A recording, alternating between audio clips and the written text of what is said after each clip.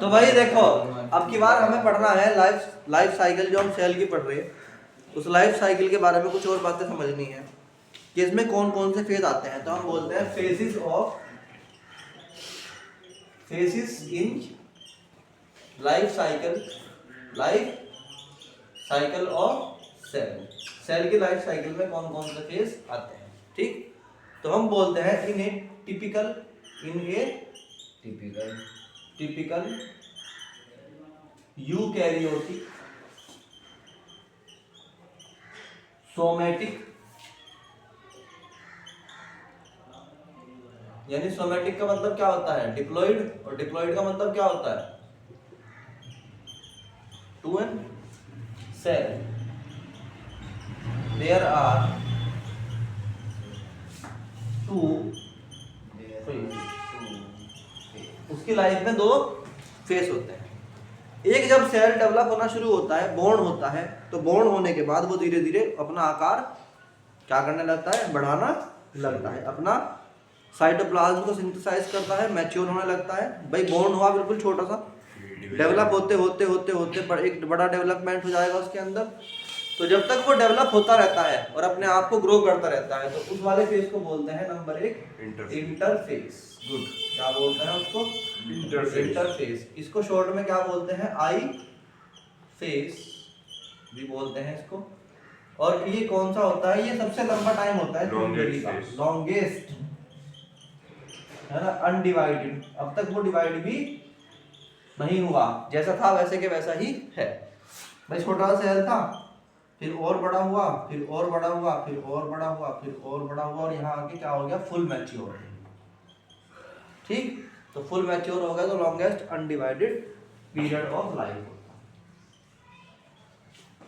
ठीक, अब यहाँ समझो ध्यान से, इसके अंदर न्यूक्लियस भी है, यहाँ छोटा सा, यहाँ थोड़ा सा और बड़ा हुआ, यहाँ थोड़ा सा और बड़ा हुआ, यहाँ थोड़ा सा और यहाँ पे काफी बड़ा न्यूक्लियस है, 2n सोमेटिक सेल का है। तो एक टाइम ऐसा आएगा जब ये फुल मैच्योर हो गया, हमसे और ग्रो नहीं होना है। तो अब ये क्या करेगा, अब ये इस सेल को क्या करने लगेगा, एक फेज से आएगी कि ऐसे दो कर लेगा इसके न्यूक्लियस को। कितने कर लेगा, दो इससे कर लेगा और बड़े कर लेगा, और दोनों क्या होंगे, 2n होंगे। जो भी 2n ये भी 2n। तो फाइनली क्या होगा, दो सेल डेवलप हो जाएंगे, इसमें से एक ये था, एक ये था, तो ऐसे कट जाएगा बीच में से। तो दो सेल डेवलप हो गए, सेल नंबर 1, सेल नंबर 2। तो इसे क्या बोलोगे कि ये क्या है, मदर सेल। ठीक, और ये दो नए सेल डेवलप हुए, अपनी मदर के क्या है, आइडेंटिकल है। इससे दो सेल बने, एक ये वाला और एक ये वाला। ठीक, तो ये जो दोनों सेल है इनको क्या बोलते हैं, डॉटर सेल। नहीं आई बात समझ में? तो डॉटर सेल, अब ये जो टाइम यहाँ तक का था, इसको क्या बोलते हैं, इंटरफेस या आई फेज। और जहां से डिवीजन स्टार्ट हुआ था और डिवाइड होने तक क्यों क्या बोलते हैं, बोलो भाई, एम फेज। ठीक है, नहीं है, क्या बोलते हैं, एम फेज। और एम फेज का दूसरा नाम क्या है, माइटोटिक फेज। क्या नाम है इसका, माइटोटिक फेज।